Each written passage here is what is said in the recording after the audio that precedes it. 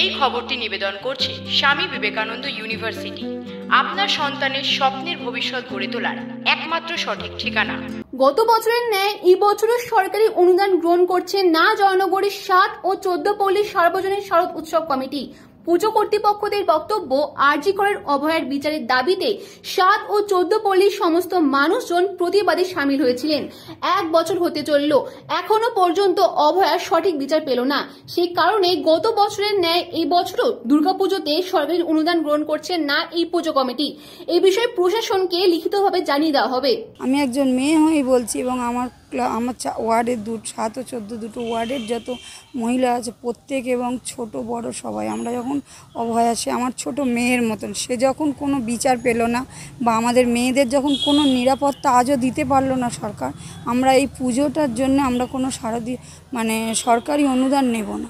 অভয়ার যে ন্যায় বিচার আমরা এখনও পাইনি, যার জন্য সারা ভারতবর্ষ, পশ্চিমবঙ্গ তো কথা, সারা ভারতবর্ষ এর বিরুদ্ধে রাস্তা নেমে আন্দোলন করেছে, এবং আমরা তার সঙ্গে অঙ্গাঙ্গিভাবে যুক্ত এবং তার সঙ্গে সম্পূর্ণ সহযোগিতা করে সেই আন্দোলনে আমরা অংশগ্রহণ করেছিলাম। আজও সেই ন্যায় বিচার আমরা পাইনি। আমরা গতবার যে আন্দোলনের ঝড় সারা পশ্চিমবাংলা, দেশ এবং দেশের বাইরে ছড়িয়ে পড়েছিল, আমরাও সক্রিয়ভাবে সেই আন্দোলনে ছিলাম বিচারের আশায়।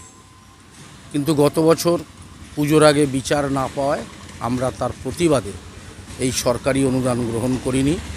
এবছরও আমাদের পুজো কমিটির সর্বসম্মত সিদ্ধান্ত, এবছরও আমরা এই টাকা গ্রহণ করছি না।